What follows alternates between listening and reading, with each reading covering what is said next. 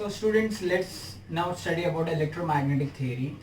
So before going for electromagnetic theory, you must be knowing about electromagnetic radiations like radio waves, X-rays, cosmic rays, gamma rays, visible light, ultraviolet rays. These all are different electromagnetic radiations.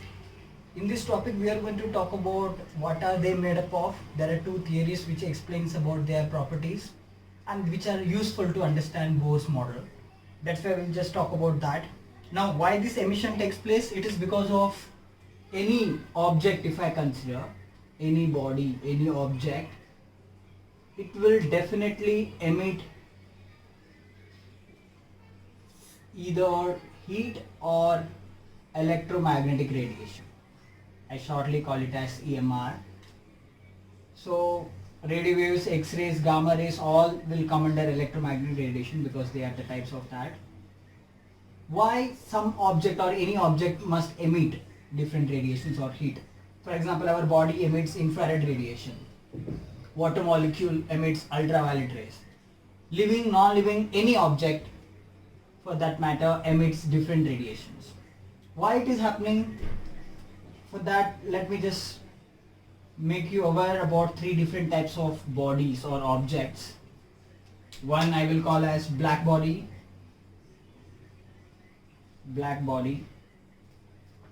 Opposite of this will be white body. Here white and black is not telling us how they appear. Next is normal body. So how we have distinguished them, it is based on how they interact with the energy. When energy is supplied to them. Now when I say energy supplied, it is not intentional. For example, any object above absolute temperature is above 0 Kelvin. Definitely they are under some sort of energy supply. I mean, they will get energy from the surrounding. That's why we calling it as they are present above the temperature, above the absolute temperature. So when they are exposed to any external energy, black bodies, those bodies, they absorb this energy 100%. So there are 100% absorption. On the contrary, white bodies absorb 0%. They never absorb any radiation or any energy. Normal body absorbs some percentage and other percentage will reflect, or it will reflect back, or it won't absorb that. In this case we can say 100% reflection. Nothing got absorbed. Now after absorption of energy, how they will be used inside the object, that you can study separately in other topics. Shortly I can say that absorbed energy can be used to change this system physically or chemically. That means this energy may be used to do some physical reactions or chemical reactions inside the body of that object. And next what happens, out of any percentage of absorption, some percentage definitely emitted out. So some emission is going to take place. Whatever it has absorbed, out of that maybe some percentage will be emitted, apart from whichever left behind, okay, after usage of that inside the body. Now this is called as emission, this is called as absorption. If it is not absorbing, then it will get reflected. For example, our body absorbs heat from the sun, but it reflects most of visible light, so it is not absorbing visible light, neither it is absorbing radio waves. That becomes the study of contemporary study that people may be working on that whether our body absorbs any different types of radiations or not. So but for the practical purpose, let us consider that our body absorbs heat and it does not absorb any light, but it emits infrared radiation, as I told. That is all based on what biochemical reactions taking place in our body. So in this case nothing got absorbed, so zero emission, I can say zero emission. In this case something got absorbed and something got reflected, so out of whatever absorbed, out of that some percentage will be emitted. There must be some emission. So if you ask me the difference in the emission in these two cases, out of 100% it is going to emit some percentage. In this case, let us say 40% absorbed. So out of whatever 40% absorbed, out of that it is going to emit some radiation. Now you can understand higher amount of energy will be emitted by the black body only. Why? Because it has absorbed higher amount of 100%, and out of 100% even if it is emitting 30% of 100%, it will be anyway greater than the energy emitted out of 40%.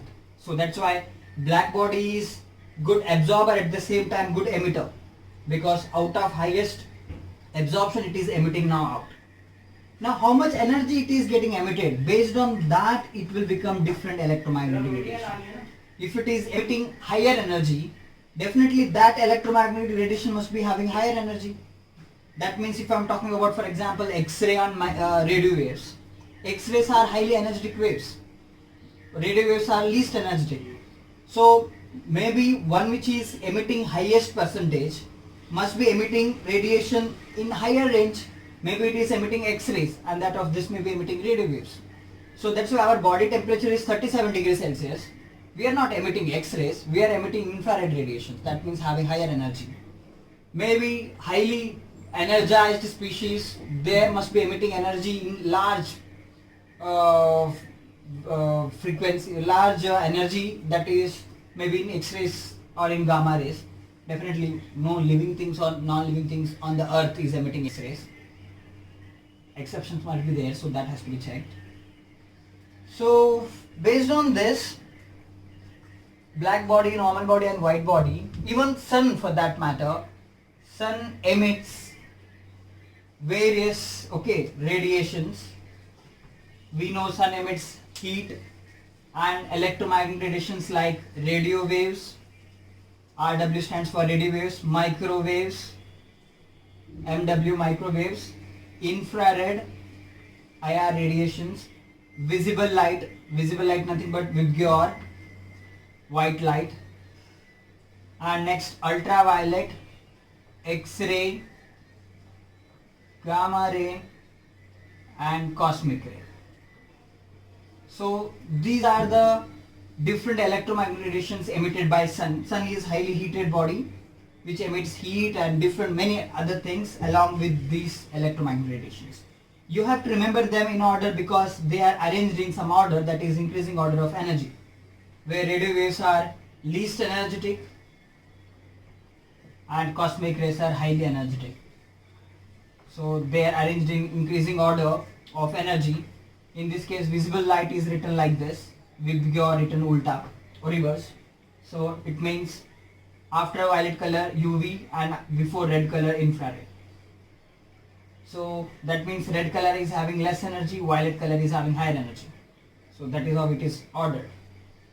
So any object, when it absorbs some energy, remember why any object must absorb. All material in this world are energy transparent. Energy transparent means they are exposed to energy openly. No body in this world can resist itself by not absorbing energy. Not possible. Our body and everything material are made in such a way that they are surface of the body, or that material is made up in a way that energy will be getting inside that in any way. That may be mechanical, heat energy, chemical energy, any type of energy. They are open to any type of energy. No body can resist itself and avoid energy. That is not possible. Simply it is not possible. So that means any object above absolute temperature are prone to get into or exposed to various type of energies. If they are exposed to various type of energies, definitely they will be emitting some percentage of energy out of that, and that emission must be maybe in terms of heat or any electromagnetic radiations. Examples of electromagnetic radiations are here. This is what sun emits. Maybe some other celestial bodies emitting some other radiation that we are not knowing, because sun's emissions are very much dense or concentrated on surface of earth. Now what electromagnetic theory is about? It is explaining some properties of electromagnetic radiations. So according to this theory, it is explained by Maxwell. He says that any these electromagnetic radiation, if I take, they are made up of two components. One is called as electric field, another is called as magnetic field.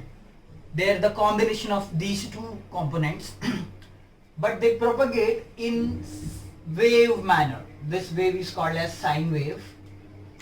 This nature of wave is called as sine wave. Why it is called as sine wave you will understand in maths.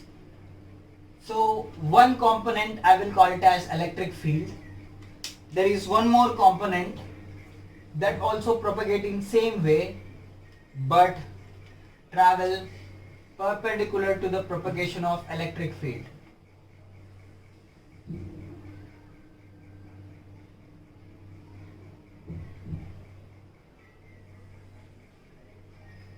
So there is 90-degree difference between electric field and magnetic field. 90-degree angle difference between electric field and magnetic field. This is magnetic field. So they have wave nature. If I consider this is the source of radiation, like it is some object, it is emitting some radiation, then that radiation emits out. They propagate in this two wave manner and they propagate in sine wave manner, but their propagation is perpendicular to each other. They are going in the same direction but angle difference is 90 degree. If I consider all these radiations are propagating in wave manner, then what is the main difference between radio wave or other different waves, because all are traveling with the same wave nature. Then we have to understand the properties of wave, because all these electromagnetic radiations are having different wave properties. Which are those wave properties? Let us list out one by one. First of all, you have to remember this is the baseline. Above the baseline there is a peak. This peak is called as crest. And this is the baseline. Below that this peak is called as trough. All peak below are called as trough. Above are called as crest. Now if I consider this as the height of the crest or depth of the trough is called as amplitude. That will be same in length. And from here to here, this is called as half cycle, and this is another half cycle. So that means from here to here, that will be considered as one cycle. This is called as one cycle. So here to here one cycle, from here to here another cycle, and this is another. So I can consider from here to here there are 3 cycles. So once they start propagating from here, they will travel continuously.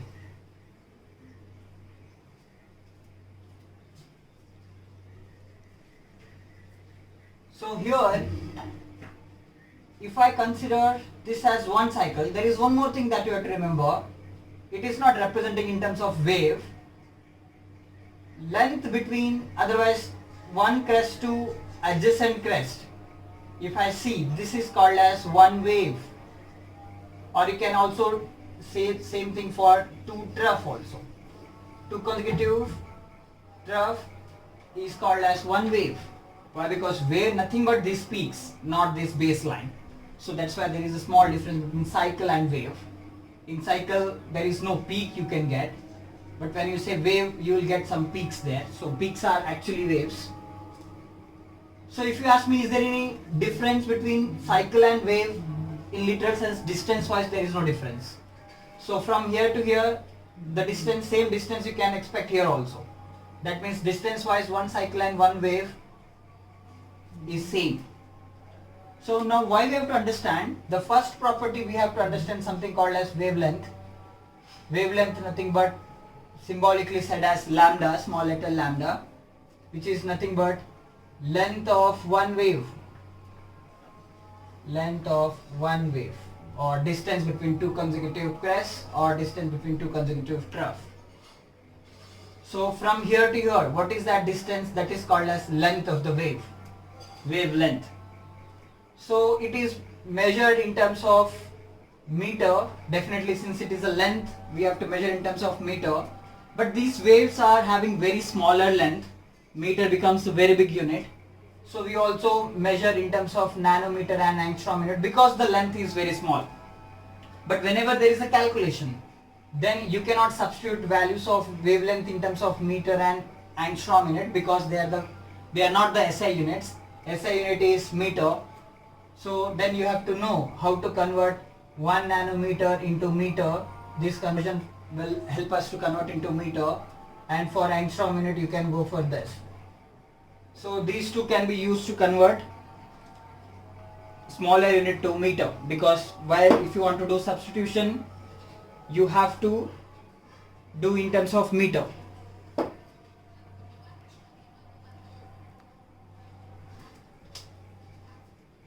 Next property, otherwise before that, for this, if you want to measure the wavelength, let me just assume from here to here, let us say 5 meter is the length. Now if you are asked to calculate wavelength of this, you can check from here to here, 1 wave, 2 wave and 3rd wave. So that means you can relate wave with the length. In the given diagram, 5 meter distance is having 3 waves. So what is wavelength? Wavelength is length of 1 wave. That means we want this distance. This distance is 5 meter. So what about this distance? That means 1 wave length is how much? So this can be calculated simply by cross multiplying this. Then lambda becomes 1 into 5 by 3. So this becomes the wavelength of 1 meter. So 5 by 3 becomes the wavelength of 1 wave. Next property is wave number. Wave number, it is symbolically denoted as V bar or nu bar, where V can be called as nu and this line can be called as bar. So what is this wave number? It is the number of waves per unit length. Unit length means 1 unit. That may be in terms of meter or maybe in terms of centimeter. Any unit can be used, but that has to be 1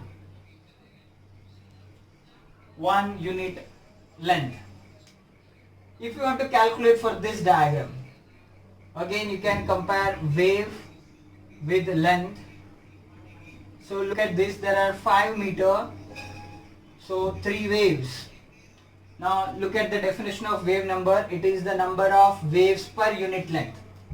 That means in 1 meter how many waves? See the difference between calculation of wavelength and wave number. Here we are going to measure the length of 1 wave. Here we are going to measure number of waves in 1 meter length. Just the opposite. So then nu bar equal to 1 into 3 divide by 5 waves per unit length. Per unit length. So 3 by 5. Now if you look at the value of wavelength and wave number, they are reciprocal to each other, because you can check here, for wavelength we are measuring length of 1 wave, for wave number we are measuring waves in 1 meter length. So that means I can say here that lambda is reciprocal of wave number. Lambda is reciprocal of wave number. And what about the unit? Unit becomes whatever the unit of wavelength. If I am using unit of wavelength as meter, then 1 upon meter, that becomes meter inverse. Meter inverse becomes the unit. If I am using centimeter as the length, then it becomes centimeter inverse per centimeter, or nanometer inverse, or angstrom unit inverse, like this. So 1 upon length, per length. Next property you have to understand, that is frequency. This is the next wave property, represented as nu, or you can simply say V, no problem. What is this? It is number of waves in 1 second. In 1 second time. So since we know these are the radiations, they propagate, definitely take time to travel. So if I assume from here to here, they are taking, let us say, 10 seconds to travel. Then how many waves appear in 1 second will be considered as frequency. If you check here, number of waves and the time. Number of waves, there are 3 waves in 10 seconds. We have to calculate frequency. Frequency is number of waves in 1 second. Then in 1 second, how many waves becomes the frequency? So cross multiplication will help us to calculate frequency as 1 into 3 divided by 10. So 3 by 10 waves per second becomes the frequency. So waves are just the count. So per second becomes the unit of frequency, or per second is also called as hertz. These 3 main important wave properties will be used to understand various electromagnetic radiations, because whatever radiations we have studied, they differ by wavelength or wave number or frequency. To understand that, let me just use 2 waves here. One wave is like this,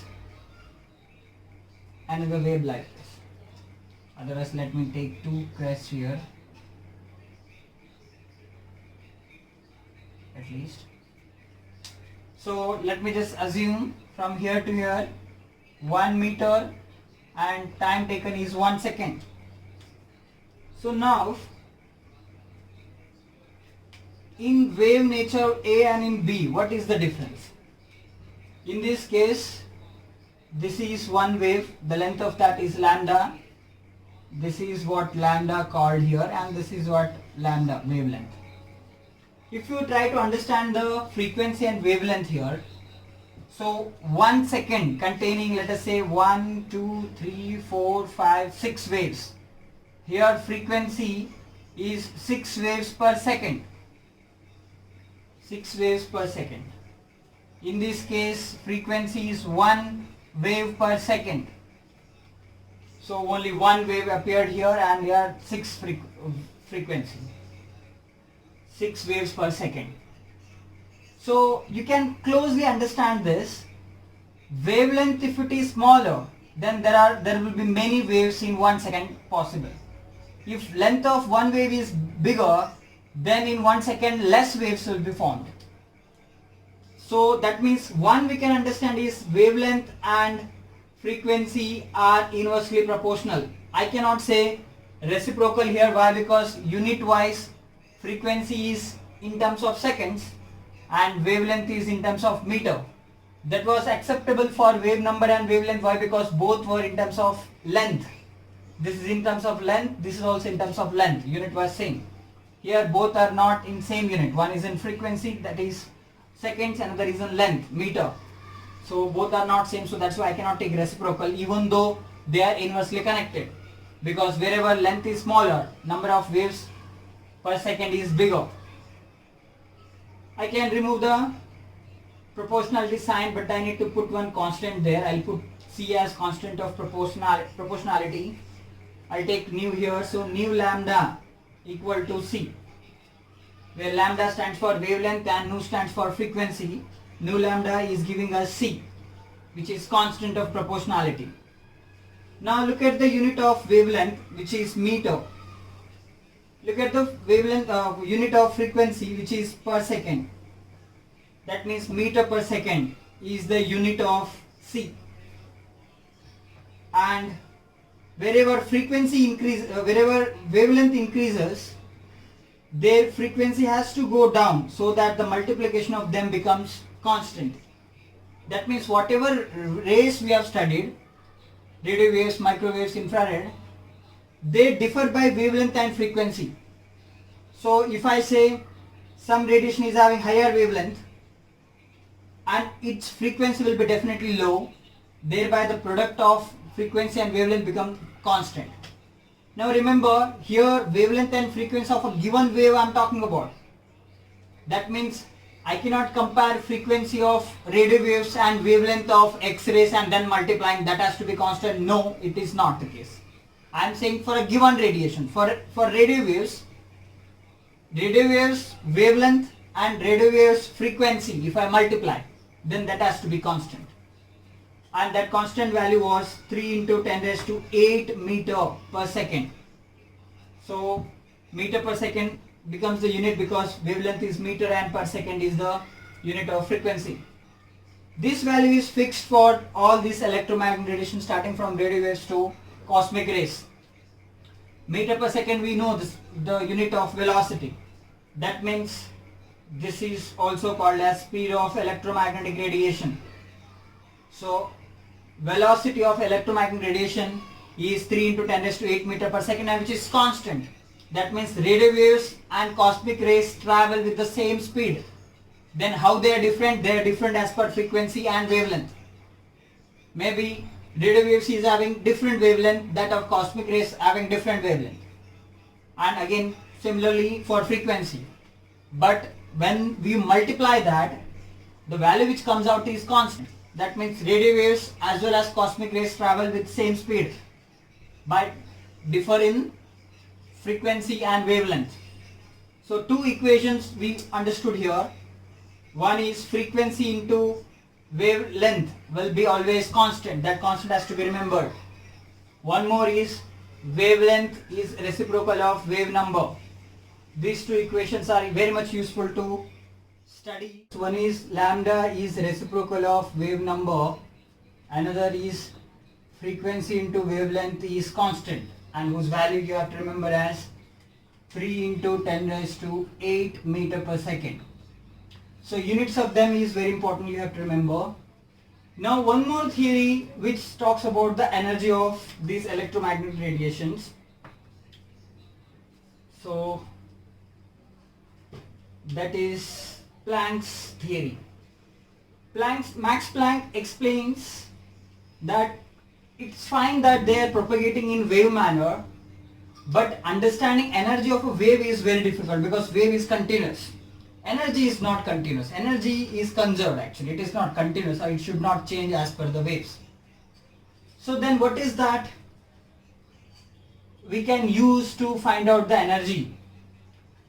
There are many theories that we are not going to understand that in detail, but I will explain something like, you must be knowing that if I talk about red color, now there are light red and bright red or dark red. Even go for any color for that matter, you can find light green and dark green. What does that mean?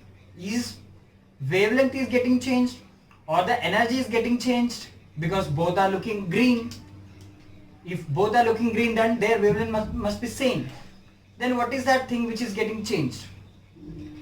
That is intensity. Intensity is getting changed. Bright red, intensity is more. Light red, intensity is less.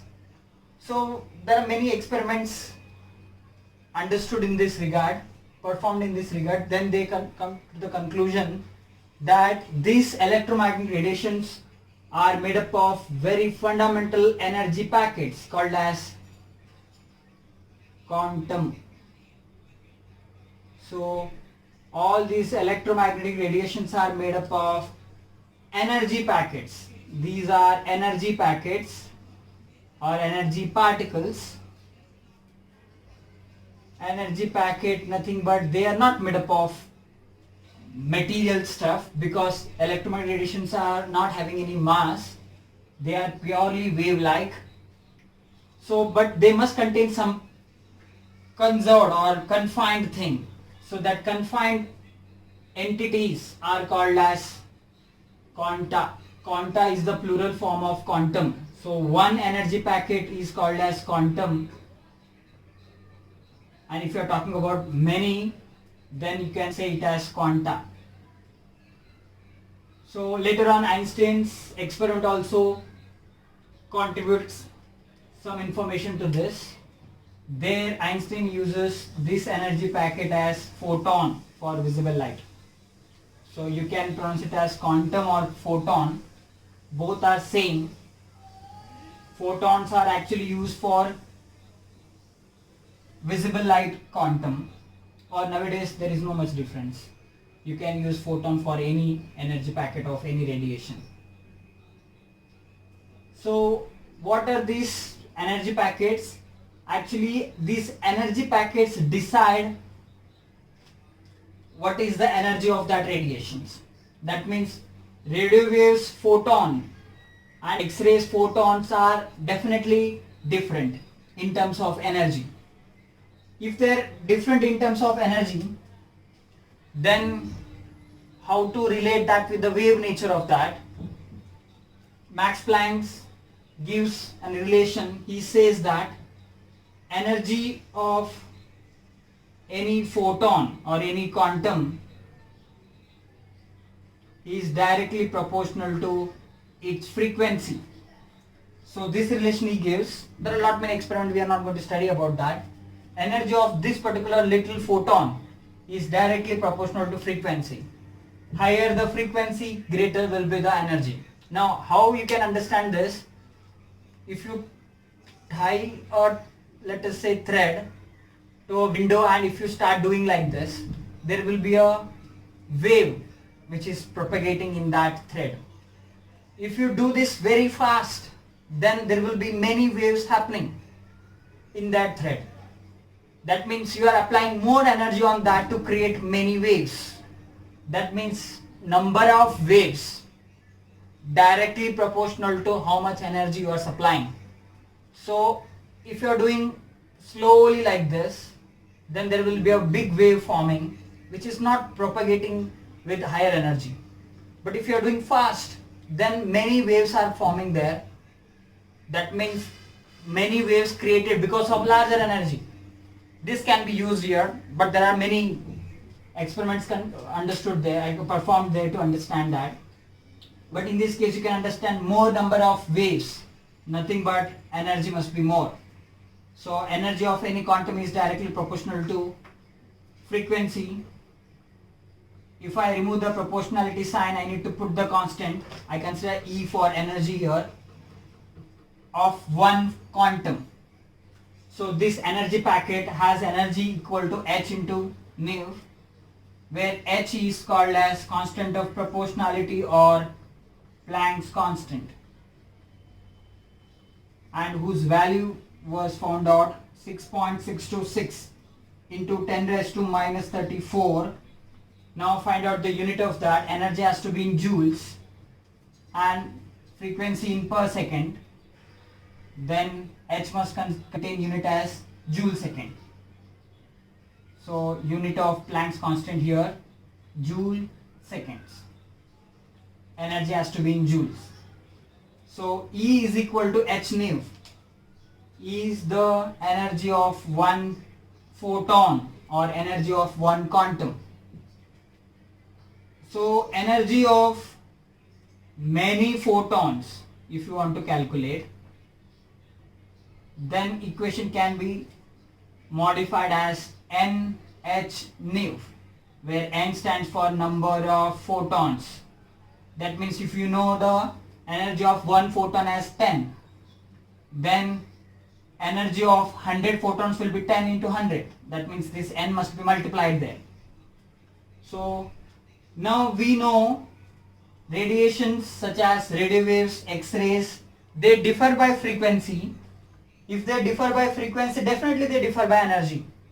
That means one quantum of radio waves has less energy because they have less frequency, and one photon of X-rays have higher frequency, that's why they have higher energy. So photons are energy packets, but photons of different radiations are not same. They have different energies, but they are the fundamental particles of electromagnetic radiations. So this one equation you can remember for energy. Remember, energy has to be in SI unit, that is joules.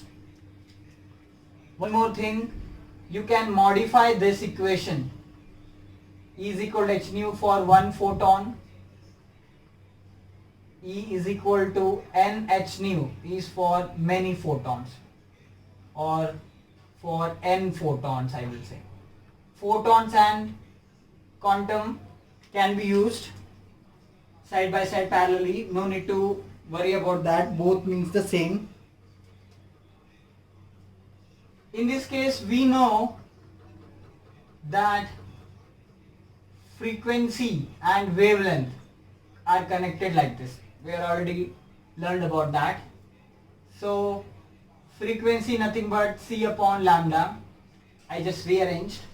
If I substitute this over here or here, then if I am substituting here, then E is equal to h.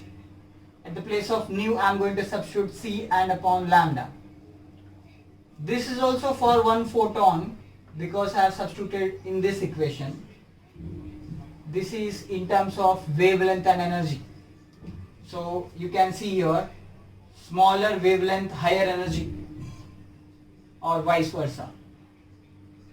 If you want to do for n photons, only the difference is E is equal to n has to be substituted there, nothing else. We know that nu bar is 1 upon lambda. Nu bar is 1 upon lambda. They are reciprocal to each other. If I substitute 1 upon lambda as nu bar, then E is equal to hc. 1 upon lambda is nu bar. So this is in terms of wave number. Higher the wave numbers, higher will be the energy. That's what I said for that thread example. If you fastly do like this, then there will be many waves gets created. This is for one photon. For many photon, you can write E is equal to n h c nu bar. Remember here h and c are having some fixed values. H is 6.626 into 10 raised to minus 34 joule second, and that of C is having 3 into 10 raised to 8 meter per second. Remember, these are the values in this particular unit.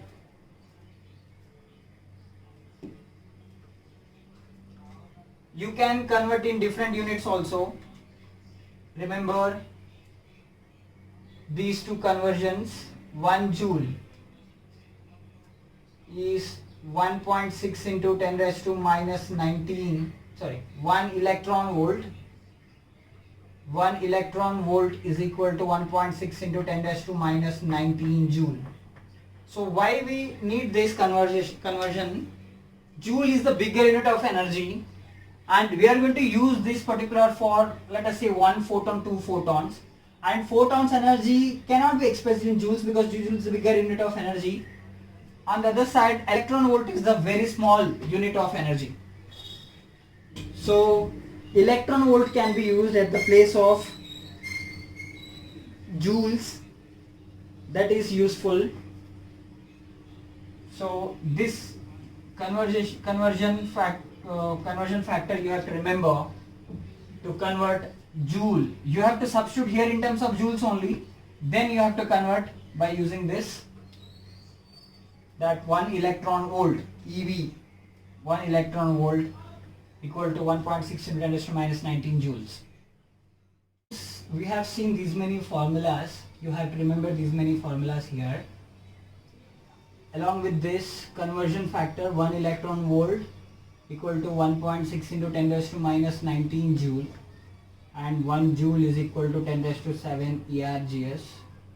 These two conversion factors you have to remember.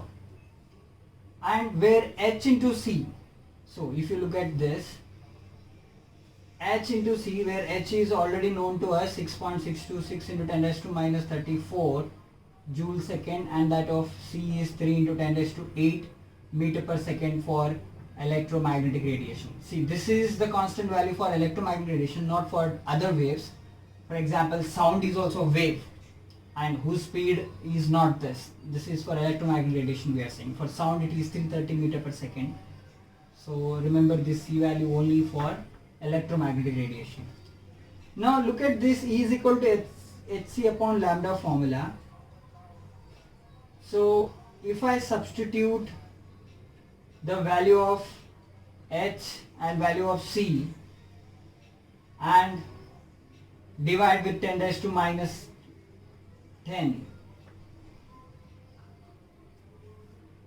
then I will get a value E is equal to 12,400 divided by lambda 10 raised to minus 10. So what does that mean? This formula you just remember, I'm not going to derive this. This is the shortcut formula to remember whenever there is a question to convert wavelength into energy, where wavelength has to be substituted here in terms of angstrom unit. Why? Because it is done that way. I'm not going to derive that, otherwise you guys can derive that. There you can put the values here and put the divide with 10 raised to minus 10, then you will get equation like this. 12,400 upon lambda. This is the direct formula to calculate wavelength and energy calculations. Remember here lambda has to be substituted in terms of not meter but in terms of angstrom unit. This is very quite handy. At the same time, in this case energy is not in terms of joule, here energy is in terms of electron volt. Now I just skipped all that conversion of joule to electron volt and this meter to angstrom unit, everything. Straight away I have given you the formula, just remember as it is.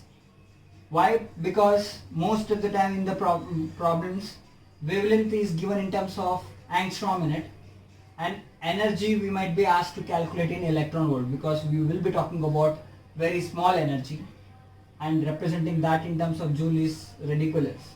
So that's why we can go for this. But remember, in these equations energy has to be in joules, then only you can substitute and get the answer. H has to be in H has to be in this value, C has to be in this value, and lambda has to be in meter.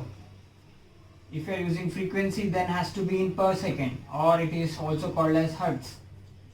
Or wave number has to be in terms of meter inverse. Then only you can use these formulas. If they are not in this unit, then convert them into this unit, then substitute there. Otherwise these equations won't work.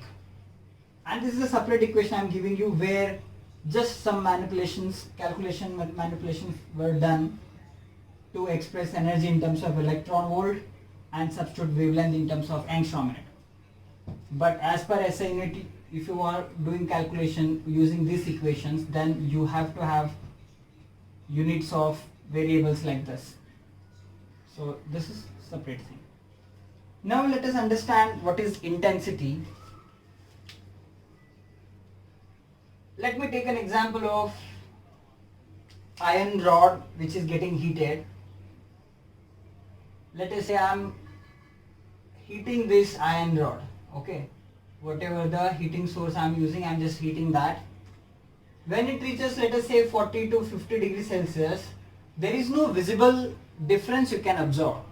It doesn't mean that it is not emitting any radiation. As I already told you, anything above absolute temperature must be emitting some type of radiations.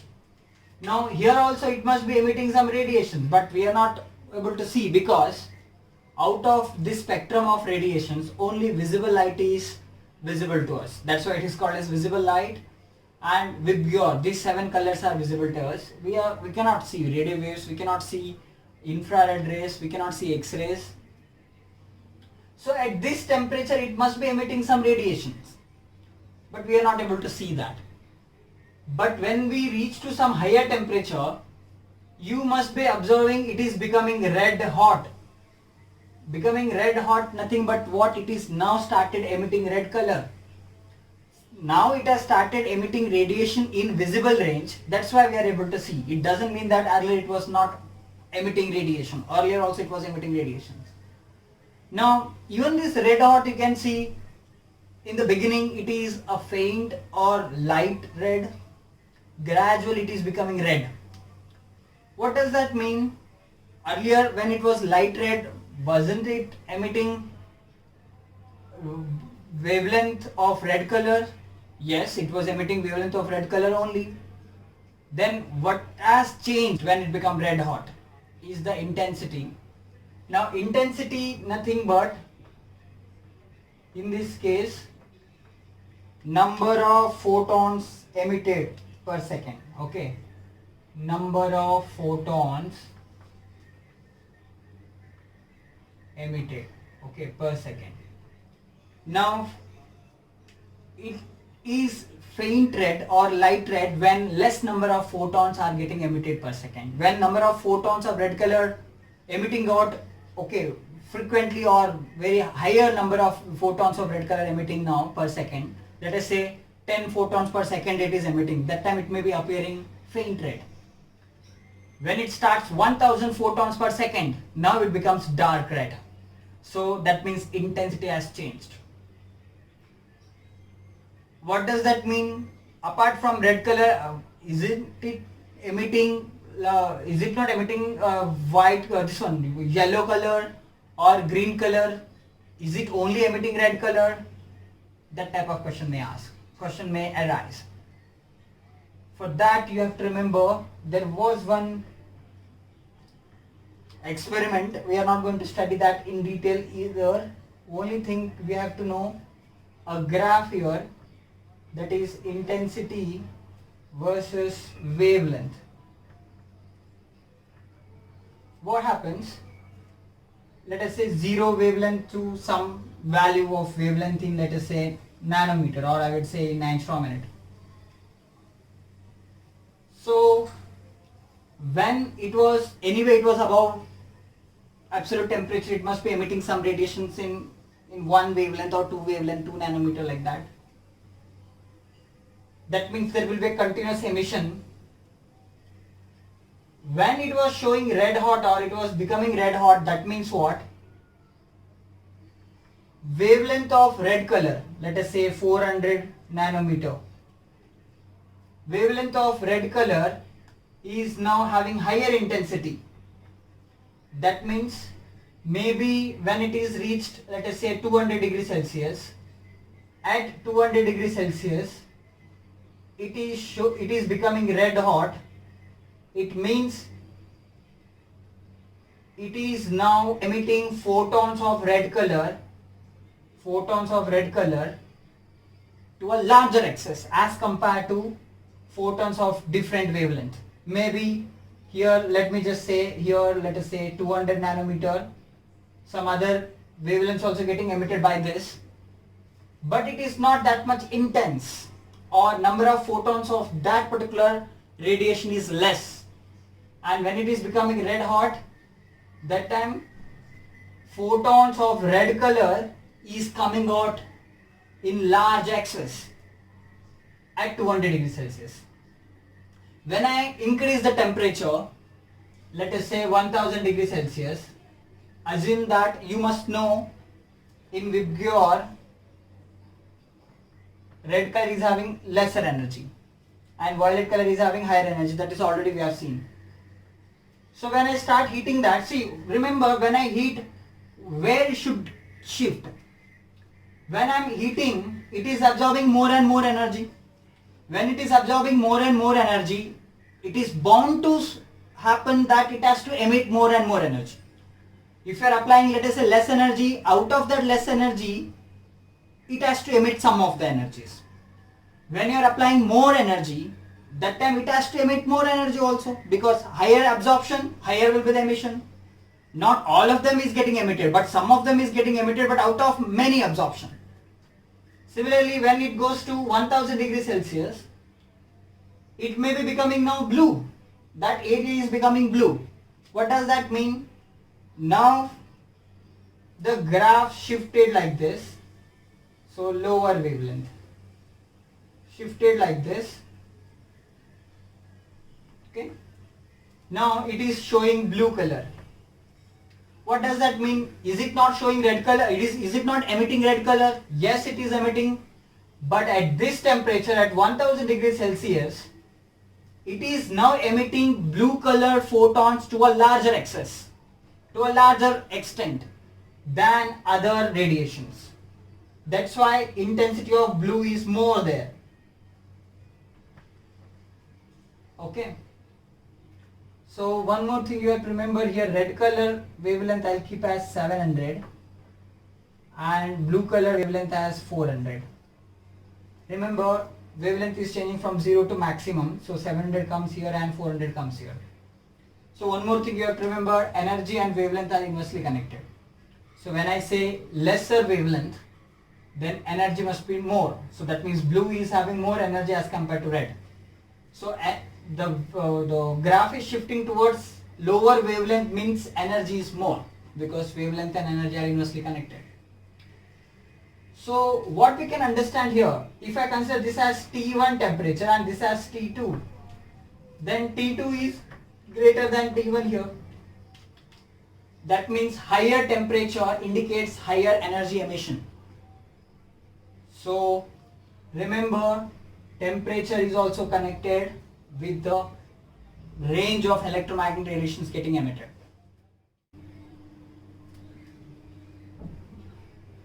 Now let us solve some problems based on electromagnetic theory. I have written one problem here, wave number of radiation having wavelength 500 nanometer. So here we have to solve this based on the relation between wavelength and wave number. We know already wave number is nu bar is the reciprocal of wavelength. But remember, always your calculation must be in SI unit, where the given data lambda is in 500 nanometer, that is in nanometer. Convert that into meter. How we can do that? Simply multiply 10 raised to minus 9, or there are double zero here, so you can write is 5 into 10 raised to minus 7 meter. So simplify separately, then substitute here 1 upon 5 into 10 raised to minus 7 meter. So 1 upon 5 into 10 raised to 7, this will go up and this will also go up as meter inverse. So this is 0.2 into 10 raised to 7 meter inverse. So 2 into 10 raised to 6 meter inverse becomes the wave number. That means 2 into 10 raised to 6 meters. 2 into 10 raised to 6 waves per meter. Now let us solve next question. Radio City broadcasts on a frequency 5090 kilohertz. What is the wavelength of electromagnetic radiation? So frequency is given 5090 into 10 raised to 3 hertz. We cannot substitute in terms of kilohertz, we have to substitute in terms of hertz only. And we are asked to calculate wavelength. Wavelength is lambda. So there is a relation between them, nu lambda equal to C. Lambda equal to C upon frequency, where we have to remember value of C is 3 into 10 raised to 8 meter per second. So 3 into 10 raised to 8 meter per second divided by 5090 into 10 raised to 3. So 3 upon 90, okay, we will keep it as 5.093, that means 10 raised to 6 into 10 raised to 8. So 3 upon 50, this can be said as, let us say 5.1, 5.8 into 10 raised to minus 6, that goes up. So this is 3 upon 5.1 into 10 raised to 2. This will be 30 upon 51. So 0.589 into 10 raised to 2. So this will become 58.9 nanometer. This is how we can calculate when frequency is given. Wavelength can be easily calculated.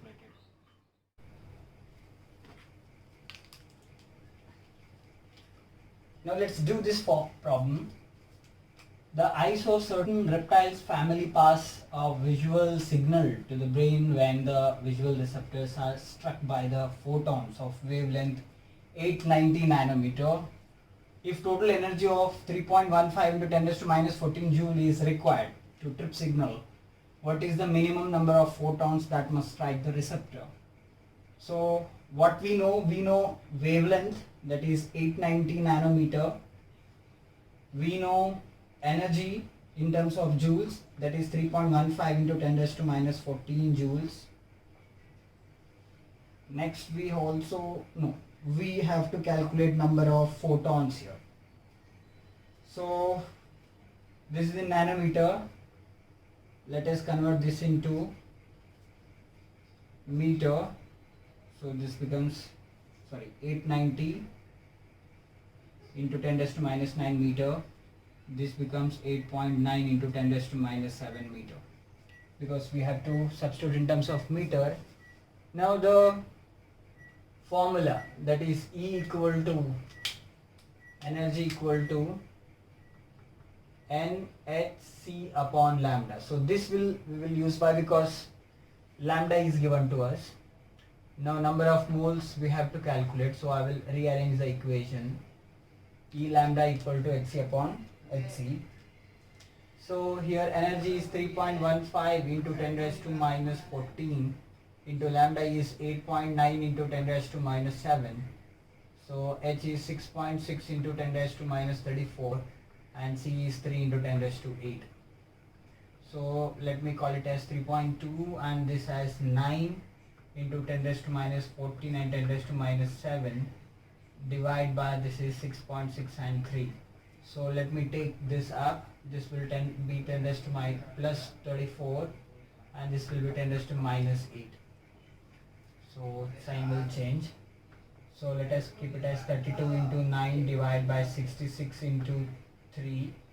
I'll multiply 10 both the sides. So this will become 14, 7, 18. This will become minus 29 into 10 raised to 34. So let me cancel it out by 1 times, and this is, let us say, 2 times approximately. This is 1 times and this is 3 times. So remaining is 3 by 2 into 10 raised to 5. Yeah.